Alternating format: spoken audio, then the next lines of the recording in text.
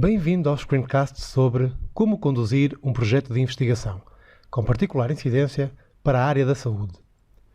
Neste vídeo vamos ver como escolher os métodos ou técnicas para analisar os dados que viermos a recolher no âmbito de um projeto de investigação. E para que é que isso é útil? Imagina a seguinte situação. Uma enfermeira quer determinar os efeitos de um programa de ensino de cuidados ao recém-nascido sobre a ansiedade pré-natal das grávidas portuguesas. Ela suspeita que a ansiedade pré-natal dessas grávidas possa diminuir se elas souberem como cuidar dos seus bebés. Mas como aferir se houve essa tal diminuição esperada na ansiedade pré-natal? Ou seja, que técnicas de análise de dados deve ela utilizar para verificar essa diminuição? E como é que se usam essas técnicas? Exigem alguns requisitos prévios à sua utilização? Como, por exemplo, um par de valores para cada sujeito, antes e depois do tal programa de ensino de cuidados? Estas são algumas das perguntas a que a etapa da escolha dos métodos de análise de dados pretende dar resposta. E neste vídeo vamos ver o que isso significa, se bem que de forma genérica, já que o conhecimento mais profundo de cada técnica de análise de dados, incluindo a forma de a aplicar, só será obtido nos módulos da segunda etapa da fase empírica, que mostrará como analisar os dados. E eis os objetivos de aprendizagem que deve atingir no final deste módulo, ou seja, deve saber identificar os 4 fatores de que dependem os métodos de análise de dados e explicar o significado das 3 principais famílias de técnicas de análise de dados, que são a análise de conteúdo, a estatística descritiva e a estatística inferencial. Além disso, no final deste módulo também deve conseguir desempenhar a seguinte competência: escolher a técnica de análise de dados que se deve utilizar para cada cenário de investigação. Isto exige saber quais as técnicas existentes e quais os requisitos prévios à sua utilização. E começando por relembrar a visão geral do que é escolher os métodos de colheita e análise de dados, que é a última etapa da fase metodológica, nós já vimos num outro screencast os conteúdos sobre a colheita de dados. Agora vamos nos centrar na segunda componente desta etapa, que é a da análise de dados. Mas afinal, de que dependem os métodos de análise de dados? Destes 4 grandes fatores que aqui estão: do tipo de estudo, da técnica amostral, da qualidade dos dados e do grau de complexidade dos métodos de colheita dos dados. E antes de detalhar as técnicas de análise de dados existentes, vou dar uma ideia de conjunto destes 4 fatores. Por exemplo, num estudo descritivo, pode ser suficiente apresentar gráficos para cada uma das suas variáveis isoladamente, naquilo a que se chama a estatística descritiva univariada. Já num estudo correlacional, obrigatoriamente temos 2 variáveis, pelo menos, envolvidas. Portanto, já será necessário recorrer às técnicas da estatística descritiva bivariada ou multivariada e, eventualmente, as técnicas da estatística inferencial, caso queiramos generalizar os resultados à população. Já num estudo experimental, que tem por natureza o facto de haver um grupo que é sujeito a um tratamento e um outro grupo que não o é e que serve de comparação, obrigatoriamente será necessário comparar grupos de sujeitos, o que vai obrigar a utilizar, por exemplo, testes T ou da ANOVA, análise de variância, ou os seus equivalentes não paramétricos. Isto são técnicas do âmbito da estatística inferencial. No que diz respeito à amostragem, se a amostra do estudo for aleatória, podemos utilizar toda a panóplia de testes da estatística inferencial.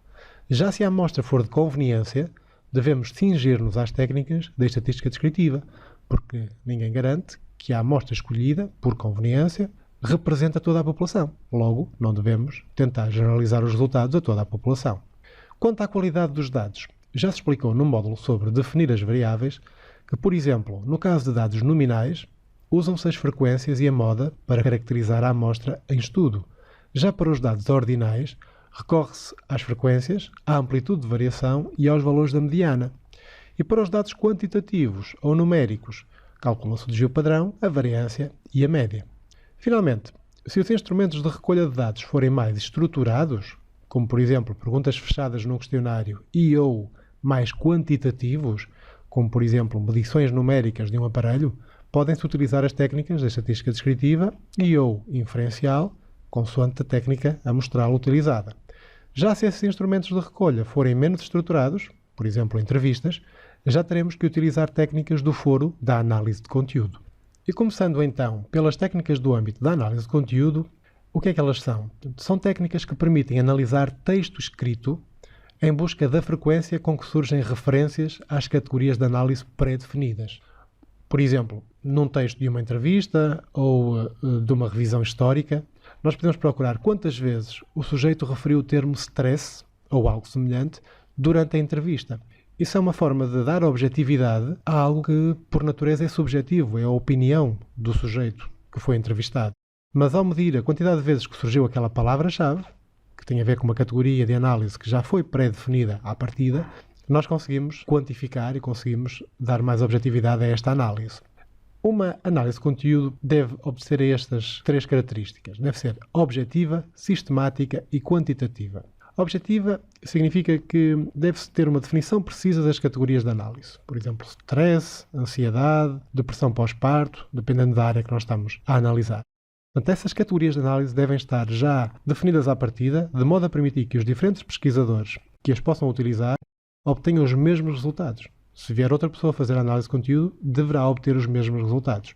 Também existe alguma análise de conteúdo em que não se definem à partida as categorias de análise. E aí analisa-se o texto em busca das referências mais frequentes. Portanto, as palavras que aparecerem mais frequentemente é que vão dar origem a essas tais categorias de análise. Mas continuando, ela deve ser sistemática, o que significa que é necessário analisar a totalidade do conteúdo, portanto a entrevista completa, para que se vejam todas as categorias significativas. E a quantificação permite obter as tais informações mais precisas e objetivas sobre a frequência da ocorrência das características. A tal objetividade em lugar da subjetividade inerente a estes conteúdos. Já se percebeu que a análise de conteúdo aplica-se a instrumentos pouco estruturados, por exemplo, entrevistas, perguntas abertas de questionários, instrumentos de natureza qualitativa e pela sua dimensão, portanto, uma entrevista pode ser algo bastante longo e se houver várias entrevistas, será bastante trabalhoso fazer análise de conteúdo manualmente, digamos assim. Então devemos socorrer-nos do auxílio de software específico, como é o caso do NVivo, do Atlas TI, MaxQDA e WebQDA, em que as siglas QDA significam Qualitative Data Analysis, análise qualitativa de dados. Esta última, a WebQDA, foi desenvolvida recentemente pela Universidade de Aveiro. Passando agora às técnicas do foro da análise estatística, vemos que elas se dividem em 2 grandes categorias. As da estatística descritiva, que pretendem apenas descrever os dados, sejam eles provenientes de uma amostra, que é o mais habitual, ou de uma população, como é o caso dos censos. E já vamos detalhar esta definição. E as da estatística inferencial, que permitem retirar conclusões acerca da população através da amostra, que tem que ser aleatória, como já se viu atrás. E retiram conclusões acerca da população com base em probabilidades de acertar na previsão ou de falhar.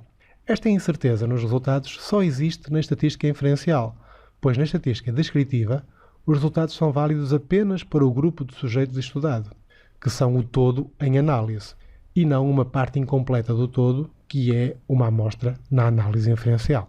Por sua vez, existem técnicas na estatística descritiva para descrever ou sumariar uma única variável, naquilo que se chama a estatística descritiva univariada, bem como para descrever ou sumariar a relação de 2 ou mais variáveis entre si, naquilo que se chama a estatística descritiva bivariada ou multivariada. Por exemplo, a relação entre a tensão arterial por género sexual. Detalhando a forma de raciocínio inerente às técnicas da estatística inferencial, o que se faz é aferir se as diferenças encontradas na amostra, exemplo, os sujeitos que receberam formação tiveram menos 3,6 unidades de ansiedade, em média, do que os que não receberam formação. Será que as diferenças encontradas na amostra são grandes o suficiente para não poderem ter acontecido por acaso? Se sim, diz que são estatisticamente significativas e generalizam-se à população. Nos próximos screencasts, descrever-se-ão as várias técnicas, quer da estatística descritiva, quer da estatística inferencial.